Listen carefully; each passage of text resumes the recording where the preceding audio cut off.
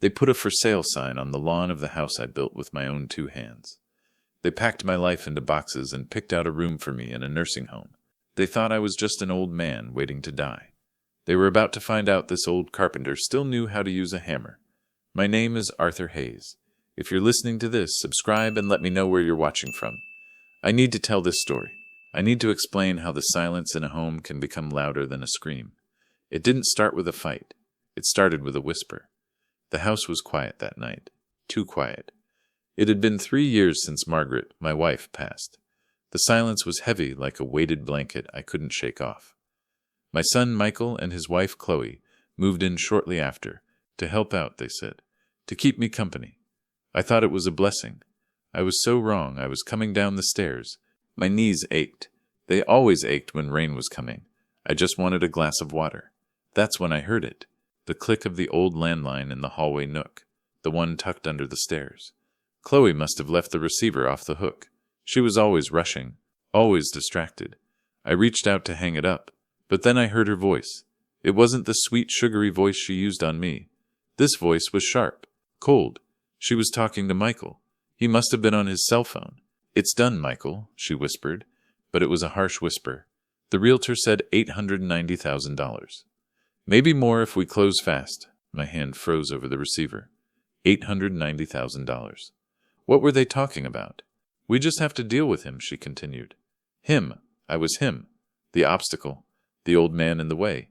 Michael's voice was muffled on the other end. I pressed the receiver closer to my ear. "I don't know, Chloe," he mumbled. I knew that tone. Hesitant. Weak. It's his house. He built it. My heart twisted. At least he remembered that. But Chloe didn't care. "It's our future," she snapped. The venom in her voice made me flinch. "He's 75, Michael. He's rattling around this museum like a ghost. He doesn't need the space." A museum. She called my home a museum. But that wasn't the worst part. I spoke to the director at Whispering Pines yesterday, Chloe said, her voice dropping lower. "It's lovely. They have bingo on Tuesdays. Whispering Pines, the nursing home on the edge of town. The place that smelled like bleach and boiled cabbage." My blood ran cold. They weren't just selling my house. They were selling me. "It's for the best," Chloe purred. That was the voice she used when she was manipulating him. "We can clear the debts, start the new business. We deserve this, Michael. It's our turn." Debts? What debts? I waited until I heard the definitive beep. The call ended. I stood in the dark hallway. The grandfather clock ticked loud in the silence. Tock, tock, tock, like a countdown. I didn't rage. I didn't cry. A cold calm settled over me. Heavy and still, I turned around and walked back upstairs. My glass of water forgotten. They thought I was just an old man. Frail. Confused. Easy to move aside. They were about to find out that the oldest foundations are the hardest to crack. The next morning, the kitchen felt different. The air was thin, brittle. Confused, easy to move aside. They were about to find out that the oldest foundations are the hardest to crack. The next morning, the kitchen felt different. The air was thin, brittle, decay. Bloodudamely de malt the around. The smell of coffee, usually a comfort, felt sharp in my nose. Chloe slid a plate of eggs in front of me. Her smile was bright, polished, fake. She tilted her head slightly. A tell. "Sleep well, Arthur?" she asked. Her voice dripped with that artificial sweetness. I recognized it now. It was poison. "Like a baby," I lied. I took a sip of coffee. It tasted bitter. Michael wouldn't look at me. He sat across the table, his face buried in his phone. He always avoided eye contact when he was hiding something. "The housing market is absolutely bananas right now, Dad," he said, scrolling too fast. "Absolutely bananas." He tapped the screen, showing me a picture of a modern glass box. It looked cold, impersonal. "This one just sold for $1 million, he said. "Can you believe it? Is that so?" I kept my voice neutral. I focused on cutting my toast into precise squares. The knife scraped loudly against the plate. Chloe chimed in. She sat down with her cup, her eyes sharp. Assessing, she glanced around the kitchen. My kitchen, the one I renovated for Margaret. The cherry cabinets I built by hand. "It really makes you think about the future, doesn't it?" she said. "About making smart choices. Downsizing, simplifying." They weren't hinting. They were laying the groundwork, preparing the soil to plant the idea that I didn't belong in my own home. They spoke about me as if I wasn't there, as if I were a piece of furniture to be moved. An old, inconvenient chair. I saw the game now, the long game. And if they wanted to play it, I'd play. I just wouldn't follow their rules. And I was about to discover they had more secrets than I imagined. The Cold War began subtly. Small changes. Little digs designed to destabilize me, to remind me that I was losing control. It started with the temperature. That station note always kept the house at 72 degrees. My circulation wasn't what it used to be. I came downstairs one afternoon. The air was frigid. I could see my breath in the hallway. The silence felt sharp, like icicles. I checked the control panel. It was set to 64. I found Chloe in the kitchen. She was organizing the pantry, ruthlessly, throwing out spices. I knew her perfectly fine. "Chloe, the house is freezing," I said, trying to keep the tremor out of my voice. She didn't even look up. "It was getting terribly stuffy in here, Arthur," she said, examining a jar of paprika like it had personally offended her. "Besides, we need to save on the heating bill." She turned, her eyes like cold steel. "Every penny counts when you're maintaining a property this size. It's a huge responsibility." The message was clear. I was expensive. I was a burden. I said nothing. I just reset the thermostat to 72. I thought that was the end of it. I was wrong. The next day, I found a plastic lockbox installed over the panel. A clear cage around my comfort. Ellie smiled when she saw me looking at it. "We have to be strict about the budget, Arthur. You understand. I didn't understand. I bought a space heater for my room and wore sweaters during the day. The chill in the house was deeper than the temperature. They were freezing me out, literally, but the cold was nothing compared to what they did next. Then they started erasing my past. A few days later, my favorite armchair disappeared. The worn leather recliner, the one where I read the paper every evening, the one that still held the faint scent of Margaret's lavender perfume, it was gone, replaced by a sleek, modern chair. Hard, uncomfortable, stylishly impractical. The living room suddenly felt alien, hostile. My stomach nodded. That chair was where Margaret used to sit when she was too weak to climb the stairs. Michael came home late. He saw me standing in the living room, staring at the new chair. "Dad?"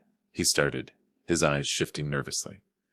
He chewed his bottom lip, a habit he had since childhood, when he lied.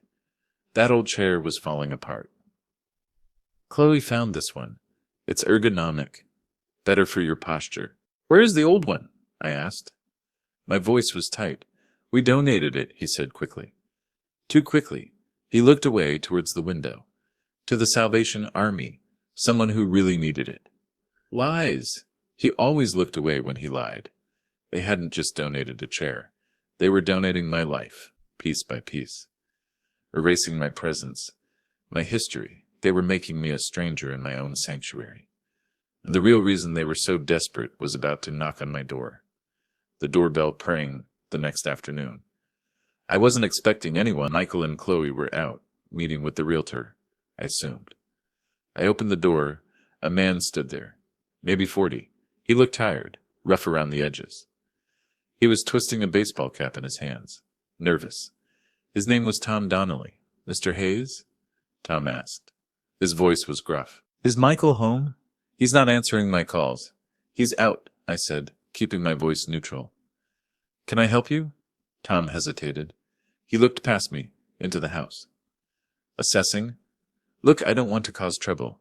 Mike and we did some business together. He owes me money." My blood ran cold. The debts Chloe mentioned on the phone. They were real. And they were here. "How much money, Tom?" I asked, cutting straight to the point. Tom flinched.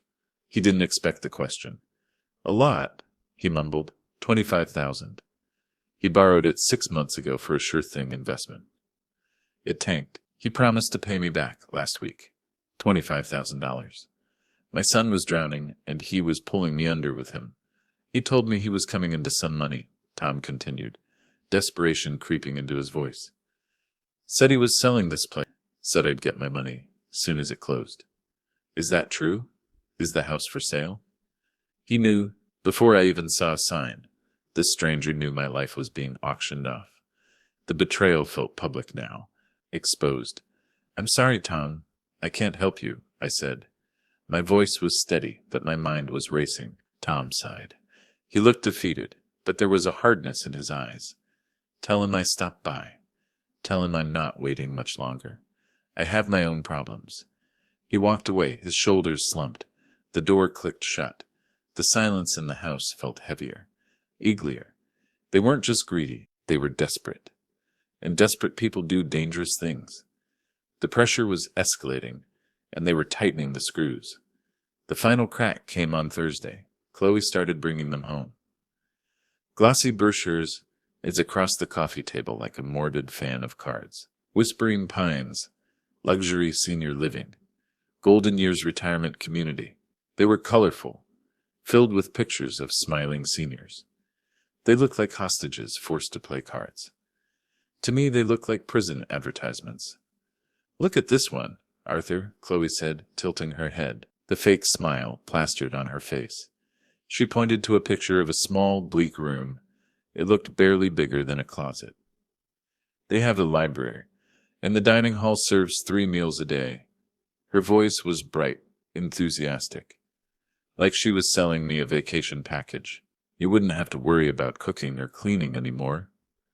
"I like cooking," I said quietly. "I like the routine, the rhythm of chopping vegetables.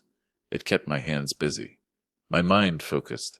"Oh, nonsense," she laughed, a sharp, brittle sound that grated on my nerves. "You deserve a rest." A rest. She meant an end. She leaned closer. Her tone shifted, became serious. "We're just thinking about what's safest for you, Arthur. This house, the stairs, it's an accident waiting to happen. Safest for me, or most convenient for them?" I looked at the brochure, then I looked at her. She didn't blink. The performance was flawless, but I had seen behind the curtain. The walls were closing in, and I knew they wouldn't stop until I was packed up, shipped out, and forgotten. I decided I had to see this prison for myself. The next day, I called a taxi. I told Michael and Chloe I was going to the library. I went to Whispering Pines instead. The smell hit me first. Antiseptic cleaner, and something else. Something sad. The lobby was brightly lit, but the air felt heavy. People sat, in wheelchairs, staring at a television that wasn't on. It wasn't a home. It was a warehouse for the forgotten. I met the director, a woman named Mrs. Gable. She had a tight smile and eyes that missed nothing. "Mr. Hayes, what a surprise," she said, checking her clipboard. "Your daughter-in-law said you weren't feeling well enough for a tour." Another lie. They were isolating me, controlling the narrative. But that wasn't the most shocking thing she told me. "I wanted to see it for myself," I said, keeping my voice steady. Mrs. Gable showed me around. The small, bleak rooms. The crowded dining hall. The forced cheerfulness of the activity room. "Bingo on Tuesdays," Chloe mentioned you were having trouble with your memory. Mrs. Gable said casually as we walked down the hall. "That you were getting confused. Wandering off." My blood ran cold. They weren't just trying to move me. They were trying to make me disappear. To convince the world I was incompetent. To take control. "My memory is perfectly fine, Mrs. Gable," I said, stopping and looking her straight in the eye. "I remember everything." She looked surprised. The tight smile faltered. "I see. Well, we have a waiting list, of course." But Chloe was very insistent. She paid the deposit already. They had already paid for my expulsion. They were moving faster now. Their confidence growing with every day I remained silent. They were about to make their biggest move yet, and it would be a betrayal I never saw coming. I was supposed to be out for the day. My sister Sarah had picked me up early that morning. Michael and Chloe had insisted I go. "You need to get out of the house, Dad," Michael had said. His tone was overly cheerful, almost manic. He chewed his lip nervously. "Get some fresh air. Sarah misses you." It was a setup. I knew it was a setup. But I went anyway. I needed time to think, to plan my next move. We were driving back down my street around noon. We were earlier than expected. Sarah had finished her errands quickly. And that's when I saw it. It was a large, expensive-looking sign, freshly hammered into my front lawn. The grass I had carefully tended for 50 years. For sale, luxury family am, by appointment only. The realtor's name, Davis and Associates, was emblazoned across the top in bold, arrogant letters. "Stop the car, Sarah," I said. My voice was low, vibrating with a sudden, cold fury. Sarah pulled over to the curb. Her eyes were wide with shock. "Arthur, what in the world? Did you know about this?" I didn't answer. I got out of the car. I walked slowly towards the sign. My lawn, my house. I felt a wave of nausea. They hadn't even had the decency to tell me. They sent me away so they could stage their betrayal in peace, without having to face me. It was cowardly. It was cruel, and it was a declaration of war, but the inside of the house was worse. I walked back to the car. The image of the sign burned in my mind. When we got inside, the house smelled wrong. It smelled like bleach, an artificial lemon cleaner, a harsh chemical scent. It tried to mask the smell of old wood and memories, but it couldn't hide what they had done. The living room was empty, all the family photos, the pictures of Margaret on the mantelpiece, the little trinkets we collected on our travels, all gone, vanished. The room looked like a hotel lobby, sterile, impersonal, devoid of life. They hadn't just listed the house. They had erased me from it. Chloe was in the kitchen, with a man in a sharp, expensive suit. He had a smile that was too wide. Predatory, Mr. Davis. They were laughing. The sound scraped against my nerves. "Arthur, you're back early," Chloe said. Her smile tightened. Her eyes flickered with annoyance. "This is Mr. Davis. He's just helping us assess the property value." Mr. Davis extended a hand. His grip was firm, aggressive. "A pleasure, Mr. Hayes. You have a magnificent home here. Real craftsmanship. They don't build them like this anymore." "It's not for sale," I said, ignoring his hand. My voice was steady, stronger than I expected. Chloe laughed nervously, a high-pitched sound that echoed in the empty room. She tilted her head. "Arthur, don't be silly. We're just exploring options. Like we discussed." "We didn't discuss a sign on the lawn," I said, my voice rising. "We didn't discuss erasing my life from these walls." Mr. Davis looked uncomfortable. He sensed the tension, the lie hanging in the air. But the commission was too sweet to walk away. Michael walked in then. He looked flushed. He was holding a box filled with my books. "My history books. Dad, let's talk about this calmly," he said, putting the box down. He chewed his lip. "The market is hot. We have to strike now." He looked at me, but not really at me. "It's a business decision. It's smart. My life is not a business decision, Michael." I looked at my son, the boy I taught to ride a bike on this driveway, the boy I held when he cried. I searched his face for any sign of the child I raised, the man I thought I knew. I found nothing.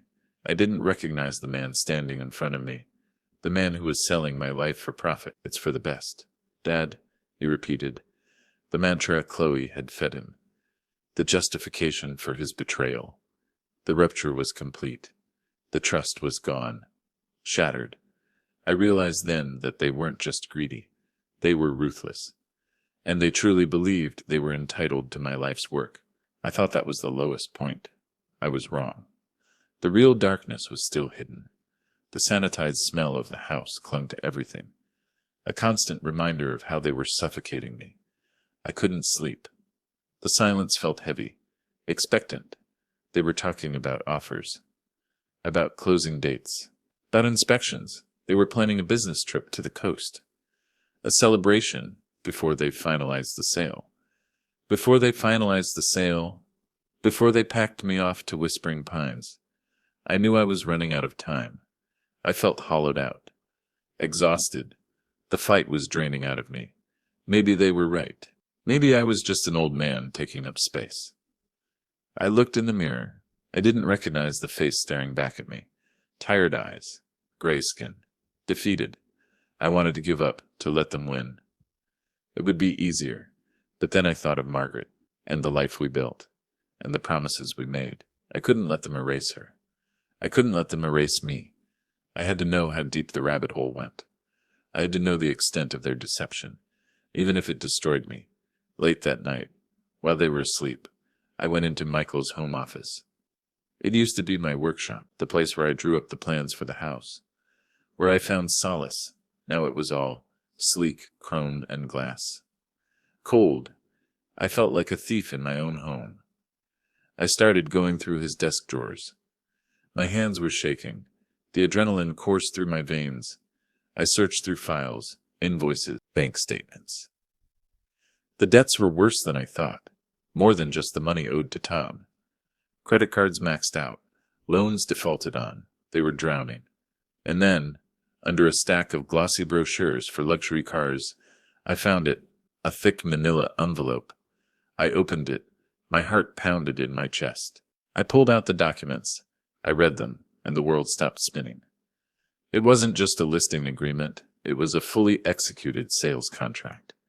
The buyer's signatures were already there.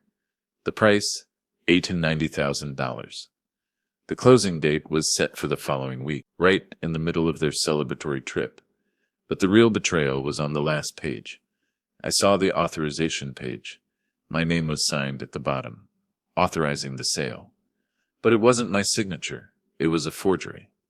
They hadn't just betrayed me. They hadn't just tried to manipulate me. They had committed fraud. They had stolen my identity to steal my home. The weight of it crashed down on me, crushing the air from my lungs. This wasn't just about greed anymore. This wasn't just a family dispute. This was criminal. I stood there. The papers trembled in my hand. The realization hit me with the force of a physical blow. My own son. He had looked me in the eye and lied, day after day, while actively defrauding me, while planning to discard me like trash. I felt hollowed out, exhausted. I wanted to scream, to confront them, to burn the house down around us. I leaned against the desk. The cold metal pressed into my skin, trying to steady my breath. My eyes fell on a small, framed photo on the desk. It was an old picture of Michael and me, fishing. He was maybe 8 years old, holding up a tiny fish. His face split in a wide, proud grin. I remembered that day. Margaret had packed us sandwiches. The sun was warm on the water. We were happy. We were a family. The memory echoed in the silence.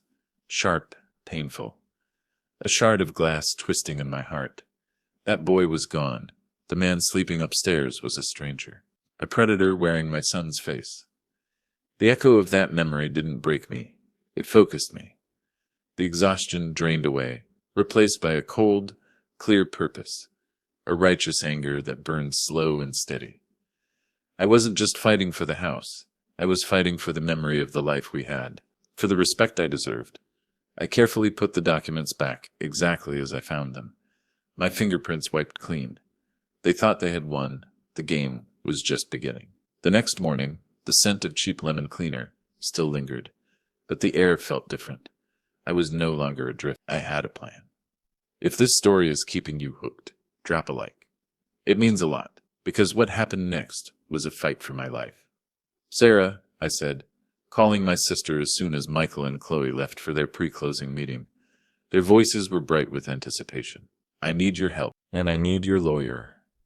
Sarah didn't hesitate. She was a retired paralegal with a spine of steel. I'm on my way, Arthur.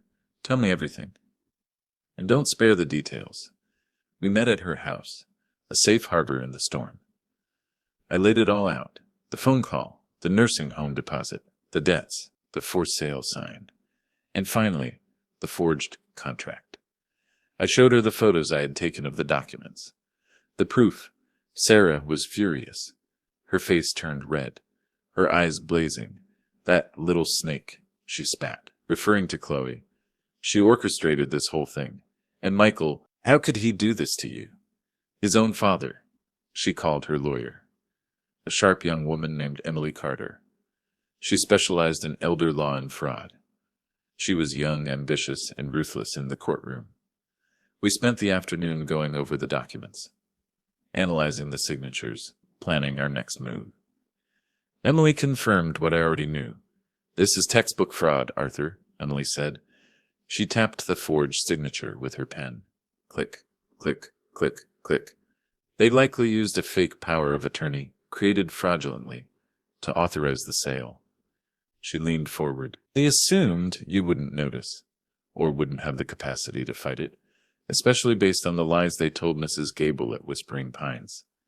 They were building a case for incompetence. She paused. They were hoping to have the money transferred while they were out of town, presenting it to you as a done deal when they got back.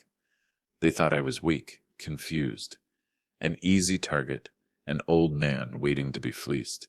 So, what do we do? I asked. The anticipation thrummed in my veins. We stopped the sale, Emily said firmly. Her eyes gleamed with the thrill of the fight. But first, we need to find out how they did it. A forgery like this usually requires a notary. A notary? Someone had to witness the signature. Someone else was involved in the conspiracy. How do we find them? I asked. We start by looking at who witnessed the document, Emily said, flipping through the photos of the contract. Ah, here it is, Benny Santiago. She typed the name into her laptop. Looks like he's a local notary. Doesn't seem very successful. Let's see if we can find a connection to Michael or Chloe. We didn't need to look far. Benny Santiago was in Michael's college yearbook. They were friends. The plot thickened, and the betrayal cut deeper. But we needed proof. Emily suggested we needed evidence that Benny was involved. That's when I remembered my neighbor, Mrs. Petrov. She was 80, sharp as a tack, and saw everything that happened on our street, from her front window. I walked next door. Mrs. Petrov was watering her roses. Mrs. Petrov, I started, did you see anyone unusual at my house recently? A man visiting Michael? She nodded slowly, her eyes narrowing. Yes, Arthur, last week. The young man went inside with Michael. He was carrying a briefcase. She leaned closer. He looked nervous, kept looking over his shoulder. Didn't stay long. A nervous young man, Benny Santiago, we had him. The plan was set in motion. It felt good to take action, to reclaim my power, to fight back. But before the final confrontation, before the storm broke, there was one last act of cruelty, a moment of unnecessary sadism that solidified my resolve. It happened the day before they left for their trip. They were packing, the house filled with the sound of tearing tape and scraping boxes. I walked past the spare room that Margaret used as her sewing room. It was her sanctuary, the place where she created beauty. The door was open. I heard rustling. I walked in and stopped short, the breath catching in my throat. Chloe was in there, ruthlessly clearing it out. Margaret's sewing machine, the vintage singer she cherished, her fabrics, her patterns, the half-finished quilt she was working on before she got sick, all of it was being shoved indiscriminately into black garbage bags. What are you doing? I demanded. My voice shook with rage. The grief surged up, hot, suffocating. Chloe didn't even look up. She kept stuffing the bags, her movements brisk, efficient. We need this room cleared for the new owners. It's just clutter. We need to declutter the space. This is Margaret's room. These are her things. This is not clutter. I stepped forward, reaching for the quilt, the soft fabric familiar under my touch. Chloe stood up, holding a bag full of memories. Her face flushed with exertion. Arthur, she's gone. She's been gone for 3 years. And this stuff is junk. She tossed the bag into the hallway. It landed with a dull thud. It's old, it's dusty, and frankly, it's depressing, she continued. It's morbid. How dare you, I whispered. The words caught in my throat. How dare you erase her memory? She turned to me then, her face devoid of empathy, her eyes cold and hard. There was a flicker of something else in her gaze, something dark, twisted. Enjoyment. She was enjoying this. Oh, grow up, Arthur, she spat. The venom dripped from her words. You need to face reality. She leaned in closer, her voice a cruel whisper. You won't have space for this junk where you're going anyway. Whispering Pines doesn't allow hoarding. They have rules. She didn't just dismiss Margaret's memory. She desecrated it. She enjoyed the power she thought she had over me. The ability to inflict pain, to twist the knife. I looked at her, and for the first time, I didn't feel sadness or anger. I felt nothing, a cold, empty void. She had killed the last remaining shred of affection I had for them, the last flicker of hope. The war had begun, and I would show no mercy. The house fell silent as they packed their bags and left for the airport. Their laughter echoed down the driveway, the sound of their expensive car fading into the distance. They were going to California, ready to celebrate their windfall, their victory over the old man. The silence they left behind wasn't empty this time. It was a battlefield, the calm before the storm. The next few days were a whirlwind. Emily was a force of nature, a legal whirlwind tearing through their deception. First, she paid a visit to Benny Santiago, the nervous notary. She didn't make threats. She just laid out the facts. The prison time for felony fraud. The testimony of Mrs. Petroff. Benny cracked immediately. He confessed everything. He admitted that Chloe had pressured Michael. Michael had pressured Benny, using their old friendship and the promise of $5,000, money they likely borrowed from Tom Donnelly. Benny was struggling with his own debts. He agreed to notarize a signature he never witnessed. Chloe was the mastermind. Michael was the weak link. Benny was the pawn. We had their conspiracy documented and signed in a sworn affidavit. Next, Emily filed injunctions, contacted the title company, froze the transaction. The title company was horrified, faced with a massive fraud case and Benny's confession. They immediately halted the closing. Then we dealt with Mr. Davis, the realtor. Emily presented him with the evidence, the forged POA, the fraudulent contract, Benny's affidavit. He turned pale. His predatory smile vanished, replaced by sheer panic. He knew he was facing the loss of his license. Criminal charges. He cooperated fully. He gave us everything. Emails, text messages, recordings. The evidence was overwhelming. The buyers, a young family who loved the house, were devastated. They had sold their own home, packed their belongings, but they were also understanding. They backed out of the sale immediately, and they threatened to sue Michael and Chloe for fraud and emotional distress. The trap was set. Now we just had to wait. While Emily handled the legal battle, Sarah and I took care of the physical one. We reclaimed the house. We reclaimed my home. We hired a locksmith, changed every single lock, the deadbolts heavy and secure. We brought the boxes of family photos back from the storage unit where Chloe had hidden them. We put them back where they belonged, filling the empty walls with memories, with life. We found Margaret's things. Chloe had just thrown the bags into the garage, too lazy to dispose of them properly, too confident in her victory. We restored the sewing room, putting the singer back in its place, laying the quilt on the chair, honoring the memory of the woman who was the heart of this home. The house slowly started to feel like mine again. The artificial lemon smell faded, replaced by the familiar scent of old wood, coffee, and lavender. The silence was no longer threatening, but peaceful, comforting. I was ready. I sat on the porch, in the rocking chair I had built decades ago, waiting for them to return. The anticipation was a tight knot in my stomach.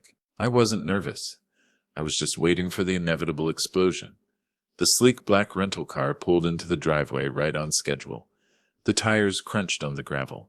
Michael and Chloe stepped out, tanned, smiling, carrying shopping bags filled with expensive clothes, the spoils of their supposed victory. They looked relaxed, triumphant, the conquerors returning home, ready to claim their prize. Their smiles faded as they approached the front door. Michael put the key in the lock. It wouldn't turn. He tried again, jiggling it, frowning, the confusion clouding his face. What the hell? Did the lock break? It stuck. Chloe sighed impatiently. The sound sharp in the quiet afternoon air. Michael, you're doing it wrong. You always jam the key. Let me try. She pushed him aside, her movements aggressive, tapping her manicured nails against the doorframe. She tried the key. It didn't budge. What is going on? She snapped, her voice rising. She banged on the door, loud, jarring. Arthur, open the door. Then they saw it, a white envelope taped to the center of the door, their names written on it in my handwriting. Steady, clear, Michael ripped the envelope open. His hands trembled. He pulled out the letter. Chloe read it over his shoulder, her eyes scanning the page greedily. I watched their faces change. The transformation instantaneous, grotesque. The confusion turned to disbelief, then shock, and finally sheer, unadulterated panic. The letter was simple, concise, devastating. It explained everything. The locks changed. The sale stopped. The forged power of attorney discovered. The fraudulent notary, Benny Santiago, had confessed. The fraud exposed. It ended with a clear instruction: collect your belongings from the garage in 30 minutes, or I will call the police. Trespassing, fraud, elder abuse, felonies. Michael stumbled back, his face ashen, his mouth opening and closing soundlessly. Dad? Dad, what is this? This is a joke, right? Benny? What did Benny do? He shouted, Banging on the door, his voice cracking with desperation. Chloe was hysterical, her face contorted in a mask of rage. She screamed, a raw, primal sound that echoed through the quiet street. He can't do this. It's our house. We sold it. The money. Where's the money? I stood up from the porch chair, walked slowly towards the door. I opened it, the heavy chain still securely in place. A barrier between us, both physical and metaphorical. They stared at me, their eyes wide with rage and fear, the realization of their defeat crashing down on them. 29 minutes, I said, my voice cold and steady, devoid of emotion. Dad, please, let us explain, Michael pleaded, the hesitation back in his voice. The weakness exposed. He chewed his lip frantically. It was a mistake, a misunderstanding. Chloe convinced me, and Benny messed up the paperwork. He was still blaming everyone else, still refusing to take responsibility. We were desperate, he continued, tears welling in his eyes. The debts, Duplessis continued, tears welling in his eyes. The debts, Tom Donnelly. We were drowning. I heard you, Michael, I said, my voice cutting through his pathetic excuses. I heard the phone call. I let the words hang in the air. He has to go to a nursing home. Michael flinched as if I had struck him. His eyes filled with weak, self-pitying tears. Chloe pushed forward, her face contorted in fury, her eyes blazing with hatred. You old fool. You ruined everything. She lunged at the door, rattling the chain. That money was ours. We earned it. We deserved it. That money was the product of 50 years of my hard work, I said, my voice cutting through her hysteria, the words landing like stones. My sweat, my life. And you tried to steal it, I continued, my voice rising. By forging my signature, committing fraud, paying a notary to lie, and shipping me off to die in a nursing home. We're family, Michael cried, the words hollow, meaningless. Family doesn't steal, I said, looking directly at him. Family doesn't commit fraud. I turned my gaze to Chloe, unwavering. Family doesn't throw away memories in garbage bags. Her eyes widened in realization. She knew I had seen her in the sewing room. She knew I had witnessed her cruelty, her desecration of Margaret's memory. The fight seemed to drain out of her, replaced by a cold, hard realization. They had lost. You have 25 minutes, I said, checking my watch. The police station is just down the road. They are expecting my call. Michael started to cry, weak, pathetic sobs. The sound filled me with disgust. Chloe just glared at me, vibrating with hatred, her fists clenched at her sides. Finally, realizing the game was over, they turned and went to the garage. I watched as they threw their belongings into the rental car, their movements jerky, desperate. They were arguing, their voices sharp and bitter, turning on each other like rats in a trap. Then they were gone.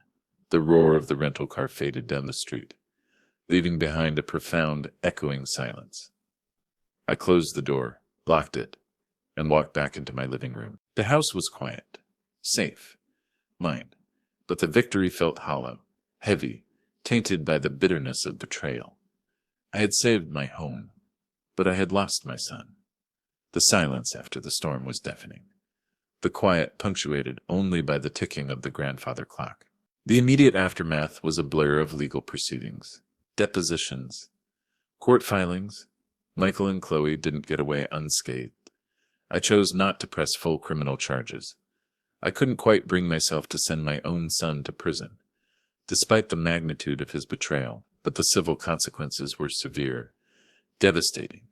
The buyers sued them for damages, fraud, emotional distress. They won a significant settlement. It wiped out what little savings they had. Mr. Davis, the realtor, also sued them for his lost commission. The damage to his reputation, his career ruined by their deception. Benny Santiago lost his notary license and faced his own fraud charges. Tom Donnelly eventually got his money back, through the courts. The fraud investigation flagged Michael and Chloe's in every financial institution.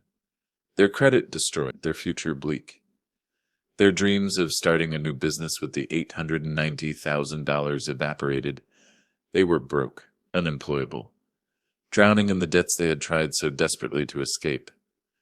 The last I heard, their marriage, built on a foundation of greed and manipulation, had crumbled under the pressure. Chloe moved back in with her parents, disgraced and resentful. Michael was living in a small, run-down apartment across the state, working a minimum-wage job, alone with the wreckage of his life.